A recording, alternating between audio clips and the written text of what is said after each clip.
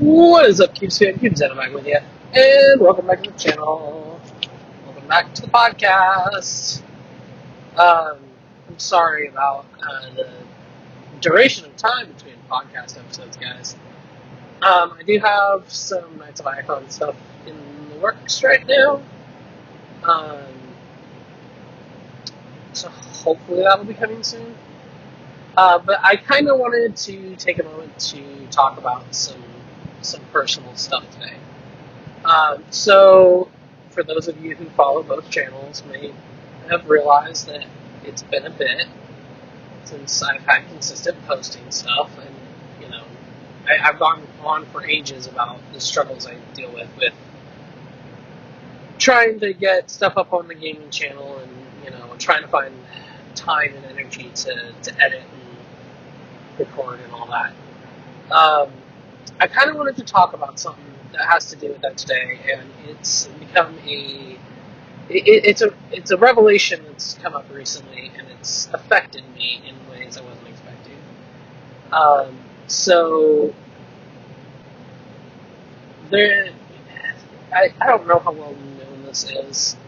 It's stuff that has come up, but I don't know how well I've talked about it.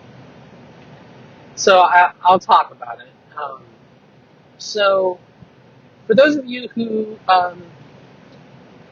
don't know, which are probably a lot of you, I was born 6 weeks early.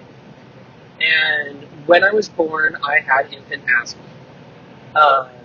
Now, generally, that's, at least from what I always was interpreting, is something that tends to go away. It tends to fade away as you mature.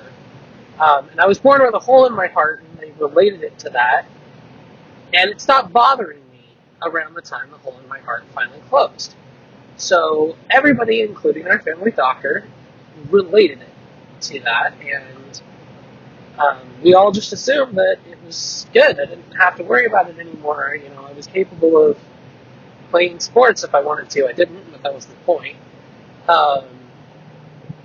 I was capable of being athletic and stuff.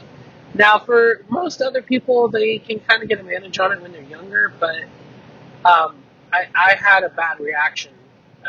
Actually, I had to be resuscitated when they tried to give me a defibrillator, not the defibrillator, the inhaler when I was an infant. So they never attempted to give me an inhaler because they were worried it would kill me again. So I just kind of grew up with that sort of asthma mindset in mind. And around the time I was 10, it wasn't really a problem anymore. So I was like, oh, hey, yay, I'm finally free of it. I'm able to do stuff if I want to do stuff. And recently, I got a really bad chest infection, and it just knocked me on my ass. And I went to the doctor, finally. Just something that I should do more than I do. And the doctor said that the chest infection had aggravated my asthma. I guess my asthma never really went away, so that was like this huge blow that I wasn't expecting. You would think it would be like, oh, no big deal, you were used to it then. The way I have chosen to live my life, it doesn't really affect me all that much as far as, it doesn't change my everyday life. I still work the same job, I still do the same stuff. I'm not a smoker, and so I don't have to worry about that. I'm just not around stuff that's generally that agitatory towards asthma. And maybe that's partially due to some deep ingrained knowledge that maybe my body knew it was always playing sleeper and was just waiting for its opportunity. Or maybe it has something to do with just ingrained um, habit. I'm not sure. It might not have anything to do with it at all. And it may just be random chance. So there's that as well. But yeah, so that recent revelation has really come to be a kick in the teeth. You would think that it would be like, oh, okay, whatever. Well, no, it's not like that at all. Actually, my anxiety has been going off nonstop. And for frame of reference, I'll try to get this up as soon as possible. For frame of reference, this doctor's visit was a week ago, and I have had the most trouble with it. Um, I still remember what it was like the last time I had an asthma attack. And just thinking of that and then trying to fall asleep that night that I found out was. I have not been that anxious since my accident back in 2022. It was god awful.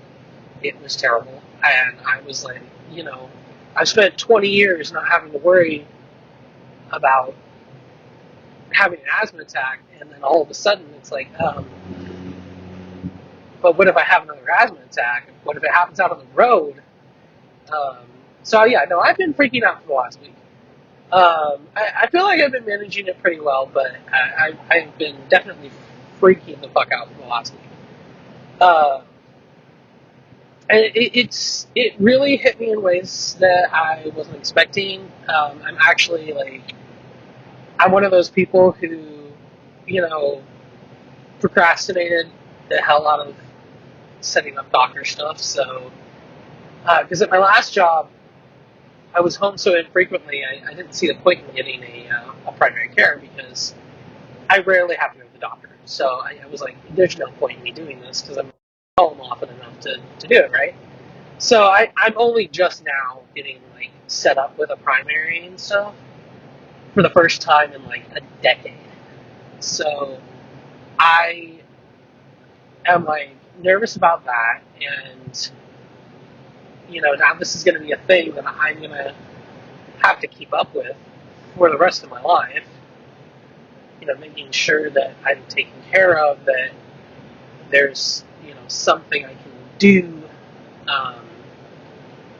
It's something that can affect my future choices in whether or not to shift my career sooner because of risks and what have you. There's a lot of stuff that I need to take into account, so it's just loading my plate up really heavily all of a sudden, and yikes! It's such a anxiety roller coaster. Um, I have tried to do a little bit of backlogging of stuff, but editing is kind of where I'm getting hung up right now, especially. But for those of you who can sympathize with the experience, my heart goes out to you. And I appreciate the sympathy in return. Anxiety is no joke. You never know when it's going to hit you. And I like to think that I'm pretty high functioning when it comes to my anxiety. I get the feeling that, for the most part, I'm very capable of compartmentalizing and functioning and being present, even though tension is high and I don't know what the fuck I'm going to do half the time, but even still, the feeling of hopelessness that comes from not knowing what you're going to do, not knowing how you're going to do it, knowing you have to do it anyway. I sometimes wonder how I manage to move forward with it because it's intense. And I get that some people just don't go through that, and some people may go through it and not realize what it is. And it's one of those things where it's extremely difficult to try to put it into words. So good luck ever trying. But um, do remember that you've got the people around you. I know that this last week has been. I've leaned on people more in the last week than I have in the last month. I guess I'll put it that way. And that is definitely different. um, but, make sure you remember that there's people around you. You're not alone. I mean, even if the only person you have to talk to is a cat, they'll probably give you sympathy snuggles or something. Just remember that wherever you are at, whoever you're with, um, even if it's just people you don't know that well, that you can probably reach out and say, hey, I need to talk. Talk it out. You probably find yourself having a deeper connection with people, feeling a little more comfortable being more open with people. Um, it's not something that should just be set off to the side. But yeah, that's kind of the biggest part of the thing that what I wanted to talk about was I've been having some anxiety issues. I've been having some, aside from my creative block issues, which I think I've talked about. Yeah, I don't know if that episode's come out yet, but I think I address in an episode of Break Tech up and coming. But aside from my creative block issues, anxiety and depression have been real kickers lately. We've been going through a lot of financial issues, and I've been going through a lot of psychological issues lately. So it's kind of been an uphill battle of just trying to keep myself in a state where I'm working so that the financial issue is dealt with, and then trying to keep myself in a state where I'm sane so that the psychological issue is dealt with. And all the while, I'm kind of kicking myself in the butt and feeling depressed because it's making me fall behind on the stuff that I want to do, like getting content up on the channels, and getting content up on Patreon, trying to write my book, all that stuff.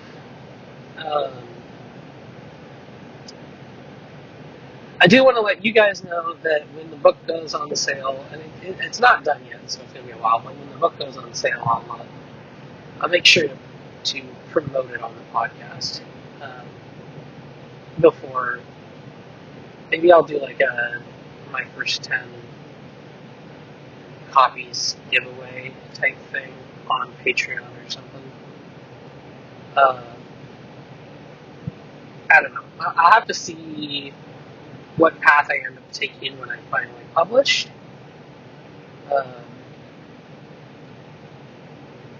Yeah. We'll figure that out. But I'm going to try to get some multiplayer stuff going with other people, so we got some more stuff going on there. Liam and I have really been talking about doing this spin-off podcast idea. So we're going to see where it goes. And yeah, I know this is a short one, guys. I'm sorry.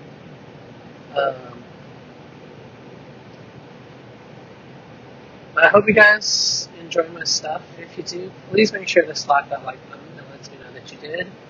Don't forget to support the channel and everything I do over on Patreon, patreon.com/Xeno-Xone. Feel free to comment and, support each other, and any support that you guys show me is appreciated too, but I'm not asking for it. Not as far as that. You don't have to comment on my behalf if you don't want to. But,